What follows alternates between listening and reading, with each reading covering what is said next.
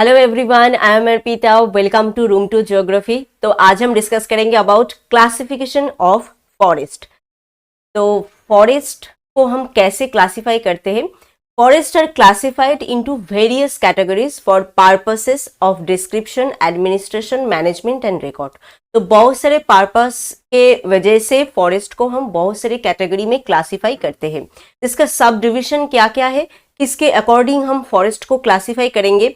एक है geographical and climate, functional, legal, territorial, administrative, silvicultural, according to origin of forest, based of species composition, classification as per Constitution of India and or merchantability। तो इतने सारे category में हम forest को divide करते हैं एंड इसके अकॉर्डिंग, इसके ऊपर बेस करके हम फॉरेस्ट को क्लासिफाई करते हैं। तो एक एक करके हम डिस्कस करेंगे। अभी जियोग्राफिकल एंड क्लाइमेट के अकॉर्डिंग हमने फॉरेस्ट को कैसे क्लासिफाई किया, नेक्स्ट फंक्शन के अकॉर्डिंग हमने कैसे क्लासिफाई किया, लीगली इसको कैसे क्लासिफाई करते हैं। तो एक एक करके सभी के अकॉर्डिंग कैसे हम फॉरेस्ट को क्लासिफाई करते हैं वो हम यहाँ पे आज डिस्कस करेंगे। तो जियोग्राफिकल एंड क्लाइमेटिक क्लासिफिकेशन, इसके अंदर 5 क्लासिफिकेशन है। ठीक है, 5 major groups are recognised in India under geographical and climatic classification. उसके अंदर क्या क्या है? एक है ट्रॉपिकल, दूसरा है माउंटेन सब ट्रॉपिकल, थर्ड है माउंटेन टेम्परेट, फोर्थ है सब एल्पाइन एंड फिफ्थ है एल्पाइन स्कार्ड। तो ये 5 पार्ट में हमने जियोग्राफिकल एंड क्लाइमेटिक के अनुसार फॉरेस्ट को डिवाइड किया है। एट फर्स्ट है ट्रॉपिकल। तो tropical forest mainly tropical region में जो सब फॉरेस्ट एरिया है, फॉरेस्ट लैंडस्केप है, वो है tropical forest. Land area approximately bounded by the tropic of Cancer and Capricorn. तो यहाँ पे जो लैंड एरिया है ट्रॉपिकल रीजन में, ट्रॉपिकल क्लाइमेटिक क्लासिफिकेशन में, तो वहाँ पे mainly tropic of Cancer and tropic of Capricorn यही मेन एरिया है। Globally, these forests are found near the southern part of Asia's west coast of India, eastern Madagascar, New Guinea, Australia, Pacific, Caribbean island। तो इन सब area में mainly tropical forest हम देखते हैं क्योंकि ये ट्रॉपिकल रीजन के अंदर है ये सारे के सारे एरिया। तो एक गया ट्रॉपिकल, दूसरा है माउंटेन सब ट्रॉपिकल। इसको हम 2 पार्ट में डिवाइड करते हैं। एक है ब्रॉड लीफ्ड हिल फॉरेस्ट, दूसरा है मॉइस्ट पाइन फॉरेस्ट। तो broad leaf mainly west eastern Himalaya में हम देखते हैं। सब ट्रॉपिकल मॉइस्ट पाइन फॉरेस्ट जो है वो हम वेस्टर्न हिमालय में देखते हैं। ठीक है, और एक है सब ट्रॉपिकल ड्राई एवरग्रीन। तो वेस्टर्न, ईस्टर्न एंड भावर शिवालिक जो एरिया है उस एरिया में एक है वो है ड्राई एवरग्रीन। एंड इसके अंदर जो सब ट्री से mainly mountain subtropical forest के अंदर वो है पॉन्सपर्ड, सिनेमन, रोडोडेंड्रन, शाल, सैंडन, लैब्रोनन, ऑलिव, ये सब है इसके अंदर ट्रीज। नेक्स्ट क्या है? Mountain temperate. This type of forest are mainly generated in northern middle Himalayas range. ठीक है, तो mainly northern middle Himalayas range में है mountain temperate and southern Nilgiri higher mountain range and southern Nilgiri higher mountain range. तो Himalayan range का northern part and Nilgiri range का southern part में हम देखते हैं माउंटेन टेम्परेट। नेक्स्ट क्या है? सब अल्पाइन। सब alpine forest is a transition zone from dense forest below and alpine tundra above tree line. तो सब अल्पाइन में मेनली कौन सा एरिया है? एक है डेंस फॉरेस्ट नीचे के तरफ एंड ऊपर के तरफ तुंद्रा, उसके बीच का जो ट्रांजिशन जोन एरिया है वो है सब अल्पाइन। यहाँ पे मेनली हम कॉनिफर फॉरेस्ट देखते हैं। नेक्स्ट क्या है? Alpine scrub. इसको हम 2 पार्ट में डिवाइड करते हैं। एक है मॉइस्ट अल्पाइन स्कार्प, दूसरा है dry alpine scrub. Moist alpine scrub is a low evergreen dense growth forest. तो यहाँ पे लो एवरग्रीन डेंस फॉरेस्ट हम देखते हैं मॉइस्ट अल्पाइन में। ड्राई अल्पाइन में हम मेनली जो most limit of scarp, xerophyte, drought resistant वाला जो सब स्कार्प है वो सब हम देखते हैं यहाँ पे, क्योंकि यहाँ पे ड्राई जोन है, ड्राई एरिया में रह सकता है इस टाइप का ट्री यहाँ पे होता है dry alpine scrub. Moist area में रह सकता है ऐसा ट्री रहता है मॉइस्ट अल्पाइन स्कार्प में, वो मेनली लो एवरग्रीन डेंस टाइप का फॉरेस्ट है जैसे रोडोडेंड्रन, बीच, ये सब है। एंड ड्राई एरिया में मेनली हम देखते हैं ज़ेरोफाइट टाइप ऑफ फॉरेस्ट। तो ये गया क्लाइमेटिक क्लासिफिकेशन। नेक्स्ट है फंक्शनल क्लासिफिकेशन। तो national forest policy of 1952 suggested a functional classification of Indian forest. एक है प्रोटेक्टेड फॉरेस्ट, दूसरा है नेशनल फॉरेस्ट, थर्ड है विलेज फॉरेस्ट एंड फोर्थ है ट्री लैंड। तो नेशनल फॉरेस्ट पॉलिसी 1952 के अनुसार फंक्शनली हम फॉरेस्ट को 4 पार्ट में डिवाइड करते हैं, protected forest, national forest, village forest and tree land. Protection forest mainly वो सब फॉरेस्ट है जिसको हम प्रिजर्व करते हैं mainly for physical and climatic चीज के लिए, ठीक है, प्रिजर्व करते हैं, इसके लिए ही बनाया है ये प्रोटेक्शन फॉरेस्ट। नेक्स्ट है national forest, those which have to be maintain and manage to meet the needs of defence, communication and other general purpose of public importance. तो नेशनल पर्पस जो सब फॉरेस्ट यूज होता है nationally चीज लेने के लिए, मेनली यहाँ से जो पब्लिक नीड्स है वो यहाँ से मीट होता है, जैसे डिफेंस के लिए जो सब चीज़ें ज़रूरत होता है, कम्युनिकेशन के लिए ट्रेन के बहुत सारे पार्ट्स एंड उसके अंदर का चीज़ें ये सब बनाने के लिए, एंड और भी जो सब पब्लिक इंपॉर्टेंस है उसके लिए ही मेनली इस फॉरेस्ट को हम यूज़ करते हैं। तो ये मैनेज करते हैं mainly nationally. And village forest क्या है, those which have to be maintain to provide firewood, to release cow dung for manure and to yield small timber for agricultural implements। तो विलेज फॉरेस्ट मेनली विलेज के लिए ही है। तो village का जो सब रिक्वायरमेंट है, जो सब उसका नीड्स है, वो सब फुलफिल करने के लिए जो फॉरेस्ट रहता है वो है विलेज फॉरेस्ट, ठीक है।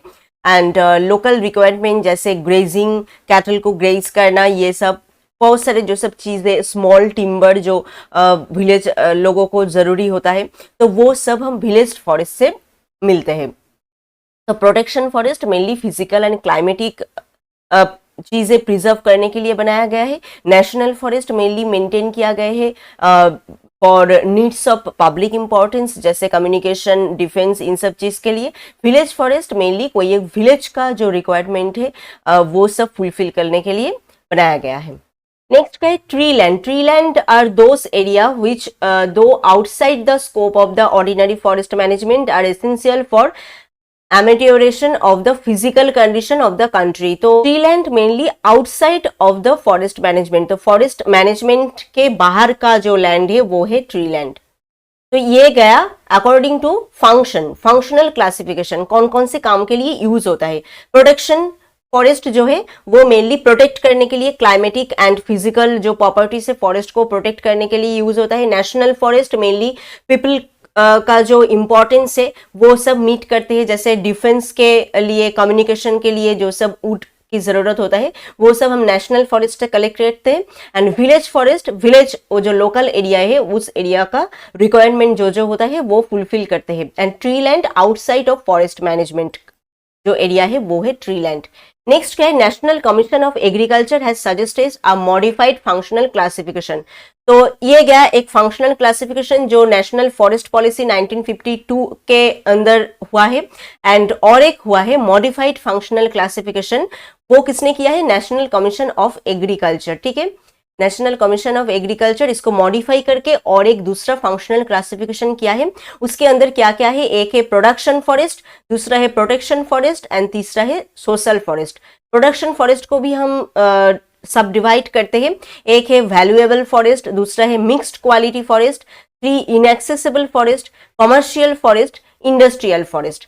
The production forest, the practice of forestry with object of producing maximum quantity of timber। तो प्रोडक्शन फॉरेस्ट का मेन काम क्या है, मैक्सिमम क्वांटिटी ऑफ टिम्बर यहाँ पे प्रोड्यूस करना, जो यूज होता है लोगों के काम के लिए, जैसे कमर्शियली एंड यूज होता है, इंडस्ट्री के पर्पस यूज होता है, कम्युनिकेशन के लिए यूज होता है, डिफेंस के लिए यूज होता है। तो मैक्सिमम क्वांटिटी ऑफ टिम्बर यहाँ पे बनते हैं, ये ही इसका मेन एम है प्रोडक्शन फॉरेस्ट का, प्रोड्यूस करना maximum quantity of timber. Fuelwood and other forest produce is called production forestry. तो प्रोडक्शन करना है इसका मेन काम। नेक्स्ट क्या है, protection forest. The practices of managing the forest for their protection are called protection forest. तो forest को protect करने के लिए जो फॉरेस्ट बनते हैं उसको हम कहते हैं protection forest. The objective of protection forestry are to protect the site due to instability of terrain, nature of soil and geological formation। तो ऑब्जेक्टिव मेनली ये प्रोटेक्शन फॉरेस्ट का क्या है, instability of टेरिन, nature of soil, वो जो forest area है उसका soil उसको प्रोटेक्ट करना, एंड जियोलॉजिकल जो फॉर्मेशन है उस लैंड का उसको प्रोटेक्ट करना, एंड टेरिन एरिया जो है उसको प्रोटेक्ट करना। तो ये है मेन ऑब्जेक्टिव प्रोटेक्शन फॉरेस्ट का। Such area where manipulation of the forest cover is not desirable may be classed as protection forest. तो यहाँ पे मैनिपुलेशन नहीं होता है, मतलब लोगों का आना जाना इस एरिया पे नहीं होता है, लोग अपने इच्छा से कुछ भी यहाँ पे नहीं कर पाते हैं। तो ये है protection forest. Forest located on higher hill slope, ठीक है, हिल एरिया में जो सब फॉरेस्ट होता है, नेशनल पार्क का जो सब फॉरेस्ट होता है, सैंक्चुरीज जो सब होता है, उसको हम प्रोटेक्ट करते हैं। फॉरेस्ट एरिया को प्रोटेक्ट करने के लिए, उसके लैंड वगैरह इन सब को प्रोटेक्ट करने के लिए बायोस्फीयर रिजर्व बनते हैं फॉरेस्ट को प्रोटेक्ट करने के लिए। तो ये सब है प्रोटेक्शन फॉरेस्ट। नेक्स्ट क्या है, social forest. Aim at meeting the requirement of rural and urban population. Social forest का मेन एम क्या है, मीट करना रिक्वायरमेंट किसका, रूरल एंड अर्बन पॉपुलेशन। उस एरिया में जो है सोशल जो एरिया है, उस एरिया में जो सब लोग रहते हैं उसका जो सब रिक्वायरमेंट है उसको फुलफिल करना है सोशल फॉरेस्ट का main aim. Object of social forestry is to meet the basic need of community. तो उस कम्युनिटी का जो बेसिक नीड होगा उसको फुलफिल करना है सोशल फॉरेस्ट का काम। Meeting the fuel wood, fodder and small timber requirement, ठीक है, जो सब फ्यूल के लिए हम वुड यूज करते हैं, फूडर एंड स्मॉल टिम्बर ये सब यूज होते हैं, वो सब मीट करना। Protection of agricultural field against wind. तो कोई एक एग्रीकल्चरल फील्ड के अंदर हम ट्री लगाते हैं, फॉरेस्ट बनाते हैं, क्यों, उस एग्रीकल्चरल फील्ड को विंड, रेन इन सब चीज से प्रोटेक्ट करने के लिए। अगर एग्रीकल्चरल फील्ड के बीच बीच में बहुत सारे ट्री होगा तो क्या होगा, उस लैंड के ऊपर विंड का डायरेक्ट इफेक्ट, रेनफॉल का डायरेक्ट इफेक्ट नहीं आएगा, तो एग्रीकल्चर का जो सब क्रॉप है वो अच्छे से उस जगह पे प्रोटेक्टेड होके रह पाएगा। तो इसलिए protection of agricultural field against weak wind, वो भी सोशल फॉरेस्ट के अंदर है। Meeting recreational need, maximising production and increasing farm return. तो फार्म बनाते हैं हम, उसके अंदर से बहुत सारे प्रोडक्शन हम करते हैं फार्म बना के, वो सब भी है सोशल फॉरेस्ट के अंदर। तो मॉडिफाई करके जो फंक्शनल क्लासिफिकेशन किया गया है फॉरेस्ट का, उसके अंदर एक है प्रोडक्शन फॉरेस्ट, जो maximum quantity of timber product करने के लिए जो एरिया यूज होता है। प्रोटेक्शन फॉरेस्ट जिसको हम टोटली प्रोटेक्ट करते हैं, जैसे biosphere reserve, national park, sanctuaries वगैरह ये सब। एंड सोशल फॉरेस्ट, सोशल जो रिक्वायरमेंट होता है कम्युनिटी का, local, rural and urban population का जो सब रिक्वायरमेंट होता है वो हम फुलफिल करते हैं बाय सोशल फॉरेस्ट्री। तो ये गया फंक्शनल क्लासिफिकेशन। फंक्शनल क्लासिफिकेशन के अंदर दो पार्ट है, एक है according to national forest policy 1952 और एक है नेशनल कमीशन ऑफ एग्रीकल्चर, इसके अकॉर्डिंग। नेक्स्ट क्या है, लीगल क्लासिफिकेशन। लीगल क्लासिफिकेशन के अंदर कितने सारे पार्ट है, 4 पार्ट में हम ने फॉरेस्ट को यहाँ पे डिवाइड किया है। एक है reserve forest, protected forest, village forest and unclassed forest. Reserve forest क्या है, reserve forest are constituted under the Indian forest act. Indian forest act के अंदर ये रिजर्व फॉरेस्ट जो है इसको हमने, they are the exclusive property of the government. तो ये मेनली रिजर्व फॉरेस्ट जो है गवर्नमेंट प्रॉपर्टी है and are subject to complete protection. तो यहाँ पे इस एरिया को हम कंप्लीटली प्रोटेक्ट करते हैं। विलेजर्स हैव नो राइट्स, यहाँ पे विलेजर्स का कोई भी राइट नहीं है, but however they may sometime be granted certain concessions such as watering their cattle, collection of dry and fallen firewood। इन सब चीज के लिए इसको ग्रांट मिलता है। जैसे उसका जो सब कैटल वगैरह होता है, काउ एंड गोट वगैरह ये सब, तो उसको पानी देने के लिए एंड जो सब ड्राई जो पत्ते होते हैं फॉरेस्ट के अंदर गिरे हुए रहते हैं, तो वो सब चीज कलेक्शन करने के लिए इसको ग्रांट यहाँ पे मिलता है। बट फॉरेस्ट के अंदर जो जो चीज होता है, जो इंपॉर्टेंट चीजें होता है, उसके ऊपर विलेजर्स का कोई भी राइट नहीं है। तो reserve forest mainly government property है एंड कंप्लीटली ये प्रोटेक्टेड एरिया है। नेक्स्ट क्या है, protected forest is a legal term for an area subject to limited degree of protection. तो यहाँ पे लिमिटेड प्रोटेक्शन होता है and constituted as such under the provision of the IFA Indian forest act. Right of villagers are settled and recorded and the government exercise control on felling and transport of timber। तो यहाँ पे villagers का क्या क्या right है वो सब यहाँ पे recorded है पहले से ही। and removal of forest produce in whatsoever form it may be। तो क्या क्या जो टिम्बर है उसको ट्रांसपोर्ट करने के लिए, उसका जो टिम्बर को फेलिंग होता है, मतलब रखते हैं एक जगह पे, उसको कंट्रोल करने के लिए जो सब काम यहाँ पे होता है, तो वो सब पहले से यहाँ पे रिकॉर्डेड है। ठीक है, तो यहाँ पे लिमिटेड डिग्री ऑफ प्रोटेक्शन होता है। विलेजर्स का राइट यहाँ पे है, बट क्या क्या चीज के ऊपर राइट है वो सब यहाँ पे रिकॉर्डेड है। नेक्स्ट क्या है, village forest are state forest assigned to a village community under the provision of the IFA Indian forest act, और forest established and managed for supply of forest produce to a village. तो ये mainly village community के अंदर होता है, एक state forest है village forest mainly. तो इसका मेन काम क्या है, सप्लाई करना forest produces to a village. ठीक है, इसके बाद है unclassed forest are forest land owned by government but not constituted into reserve, protected and village forest. These are generally heavily burdened with right and are excessively grazed and fallen and even burnt। तो अनक्लास्ड forest भी government property है, but ये reserve forest के अंदर भी नहीं है, protected forest and village forest इन सब के अंदर नहीं है। इसको छोड़ के एक अलग एक क्लास का फॉरेस्ट है जो ऐसे ही पड़े हुए हैं, ऐसा एक फॉरेस्ट है, बर्न्ड हो गया है एंड ग्रेजिंग के पर्पस यूज होता है, बहुत सारे एक्सेसिवली इस जगह पे ग्रेजिंग हुआ है, तो वो लैंड और कोई काम के लिए नहीं है, तो ऐसे ही पड़े रहते हैं, तो वो है अनक्लास्ड फॉरेस्ट, बट ये भी गवर्नमेंट प्रॉपर्टी है। तो लीगल क्लासिफिकेशन के अंदर हमने 4 पार्ट देखा, 4 पार्ट। एक है रिजर्व फॉरेस्ट जो कंप्लीटली गवर्नमेंट प्रॉपर्टी है, विलेजर्स का यहाँ पे कोई भी राइट नहीं है। प्रोटेक्टेड फॉरेस्ट जो है यहाँ पे विलेजर्स का राइट है, क्या क्या राइट है वो सब यहाँ पे रिकॉर्डेड है, लिमिटेड चीज के ऊपर यहाँ पे प्रोटेक्शन है प्रोटेक्टेड फॉरेस्ट के अंदर। विलेज फॉरेस्ट में मेनली क्या है, कोई एक विलेज का जो सब रिक्वायरमेंट है उसको फुलफिल करना। अनक्लास्ड फॉरेस्ट ये भी गवर्नमेंट ओन्ड प्रॉपर्टी है, बट अभी ऐसे ही पड़े रहते हैं, कोई काम का नहीं है। ठीक है, टेरिटोरियल क्लासिफिकेशन नेक्स्ट है। For exclusive and protective work forest are divided, sorry ये डिवाइडेड होगा, divided into block, compartment and sub compartment. Territorially forest को हम 3 पार्ट में डिवाइड करते हैं, एक है block, compartment and sub compartment. Block mainly क्या है, it is a main territorial division.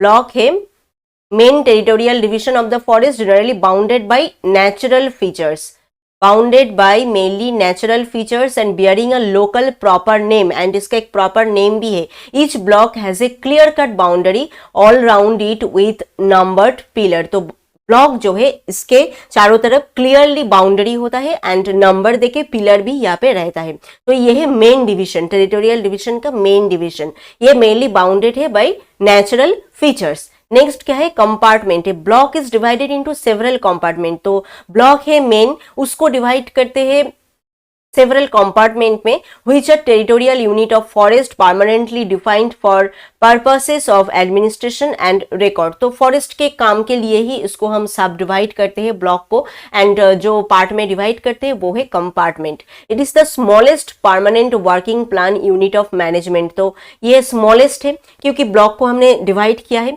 It's boundaries are carefully chosen on the ground and marked on the map. तो इसका भी जो सब बाउंड्री है वो भी क्लियरली यहाँ पे दिया हुआ है ग्राउंड में, एंड मैप में भी मार्क किया गया है कंपार्टमेंट का जो सब बाउंड्री है वो। तो ब्लॉक है मेन डिवीजन, उसको हम पार्ट में डिवाइड करते हैं, वो है कंपार्टमेंट। मेनली फॉरेस्ट के काम के लिए ही ये कंपार्टमेंट में इसको हम डिवाइड करते हैं, रिकॉर्ड रखने के लिए, administration purpose and management purpose, इसको हम डिवाइड करते हैं।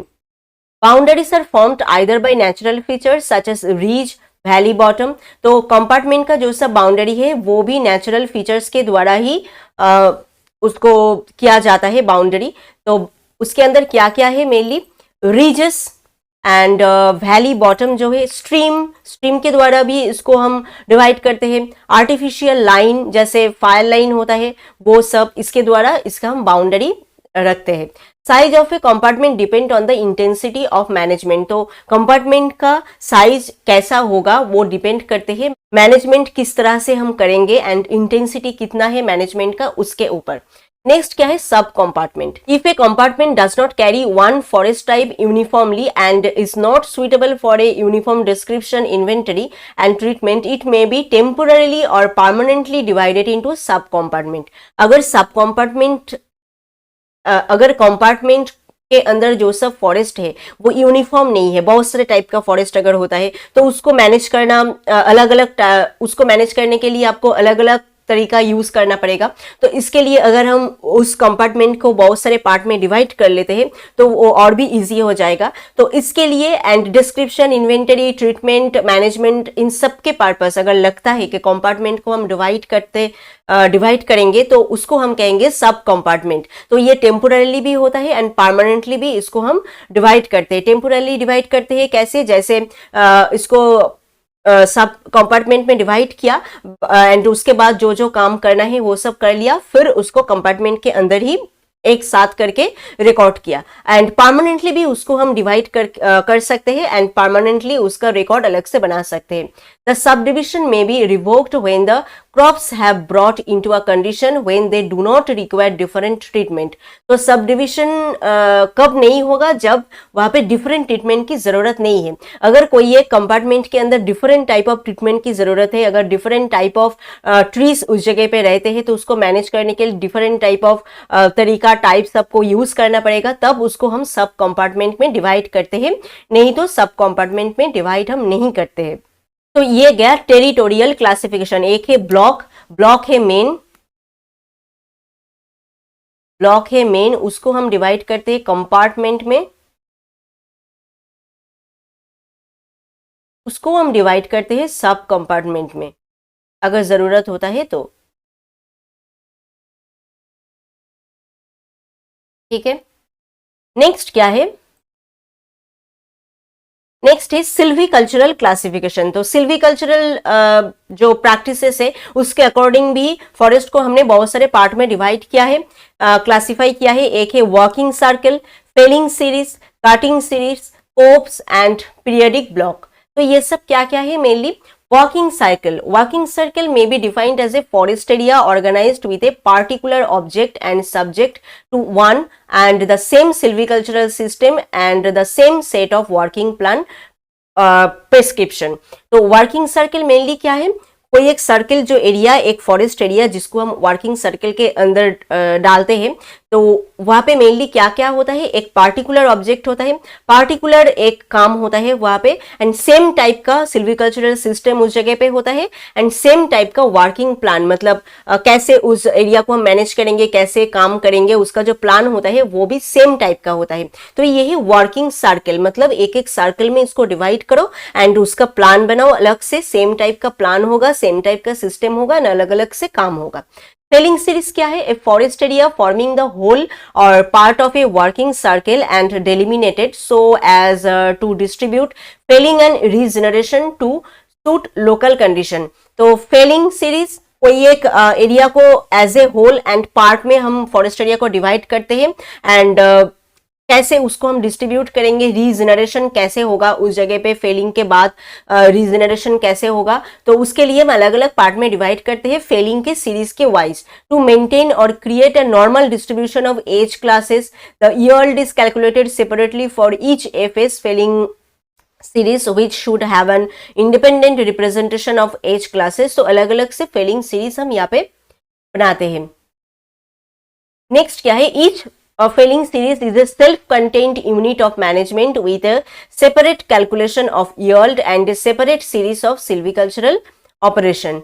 ठीक है, self-contained unit है ये एंड सेपरेटली यहाँ पे कैलकुलेशन होता है, सेपरेटली यहाँ पे सीरीज होता है एंड सेपरेटली सिल्वीकल्चरल ऑपरेशन यहाँ पे होता है अलग अलग फेलिंग सीरीज में। कोप्स क्या है, in clear felling system FS is divided into a number of annual coupes equal to the number of years in the rotation. तो जो क्लियर कट जो सिस्टम होता है वो भी हमने डिस्कस कर दिया है फॉरेस्ट के अंदर। क्लियर कटिंग सिस्टम क्या होता है, जहां पे एक एरिया को एक ही टाइम पे पूरा क्लियर कर देते हैं, तो उसके लिए ही year wise, number of years wise, rotation के वाइज उसको हम अलग अलग पार्ट में डिवाइड करते हैं इक्वली। ठीक है, वो है एनुअल कोप्स।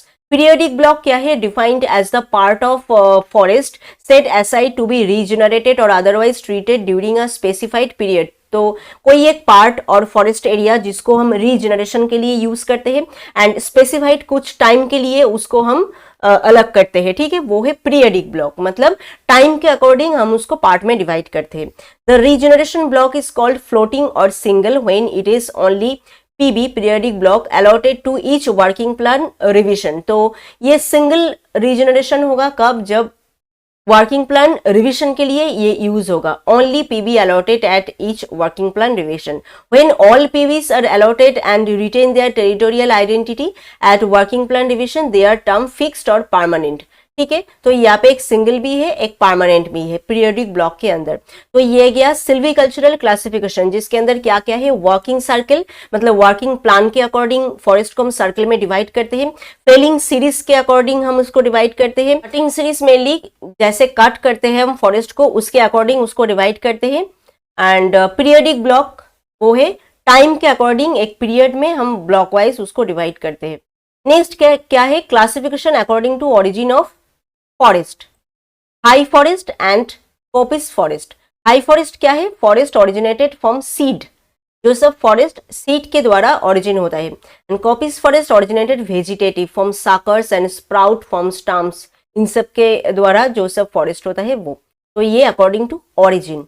नेक्स्ट क्या है, classification based on species composition. Species कैसा है उस जगह पे, उसके ऊपर बेस करके हम उसको pure forest and mixed crop forest दो पार्ट में डिवाइड करते हैं। प्योर फॉरेस्ट के अंदर क्या है, a forest composed of almost entirely of one species, mainly one type of species यहाँ पे होता है, usually to the extent of not less than 80%। तो 80% area mainly one type of species यहाँ पे रहता है, तो इसको हम कहते हैं प्योर क्रॉप और pure stand. Mixed crop forest यहाँ पे टू और मोर टाइप ऑफ स्पीसीज इस जगह पे एक कैनोपी के अंदर कंबाइंड होके एक साथ मिलके रहते हैं, तो वह मिक्स्ड क्रॉप फॉरेस्ट। नेक्स्ट क्या है, classification as per constitution of India, इसको हम डिवाइड करते हैं state forest, commercial forest and private forest. State forest include almost all important forest area of the country and are under full control of government। जो सब important forest area है जैसे centuries है, national park है, reserve forest है, biosphere reserve area है, तो ये सब जो इम्पोर्टेंट फॉरेस्ट एरिया है वो है स्टेट फॉरेस्ट के अंदर। कमर्शियल फॉरेस्ट मेनली क्या है, owned and administrated by local bodies जैसे municipal corporation, village panchayat, district board etcetera, इन सब के लिए कमर्शियली यूज होता है ये forest. And private forest under private ownership, कोई एक लोग का खुद का एक प्राइवेट फॉरेस्ट भी हो सकता है। नेक्स्ट क्या है, classification of merchantability, merchantable and non merchantable. Merchantable forest that are accessible cover 82%, ठीक है, of TFA। And non merchantable forest that are suited at high mountainous जो एरिया एक्सेसिबल नहीं है, जो सब फॉरेस्ट एरिया वो है non merchantable, cover 18% of the total forest area TFA। तो मार्चेंटेबल है टोटल फॉरेस्ट एरिया का 82% एंड नॉन मार्चेंटेबल है टोटल फॉरेस्ट एरिया का 18%। तो ये गया टोटल क्लासिफिकेशन ऑफ फॉरेस्ट। तो किसके अकॉर्डिंग हमने फॉरेस्ट को क्लासिफाई किया, based on geographical and climate, functional, legal, territorial, administrative and silvicultural, according to origin of forest, based of species composition, classification as per constitution of India on merchantability. तो इतने सारे जो sub division में हमने forest को divide किया and इसके ऊपर बेस करके अलग अलग से हमने फॉरेस्ट को यहाँ पे क्लासिफाई किया है। तो आई थिंक आज का ये क्लासिफिकेशन ऑफ फॉरेस्ट आपको समझ में आया है। फिर भी कोई क्वेश्चन है तो आप हमें कमेंट करके बताएं। And if this video is helpful to you then please subscribe room to geography. मिलते हैं और एक नए वीडियो में और एक नए टॉपिक के साथ। Thank you.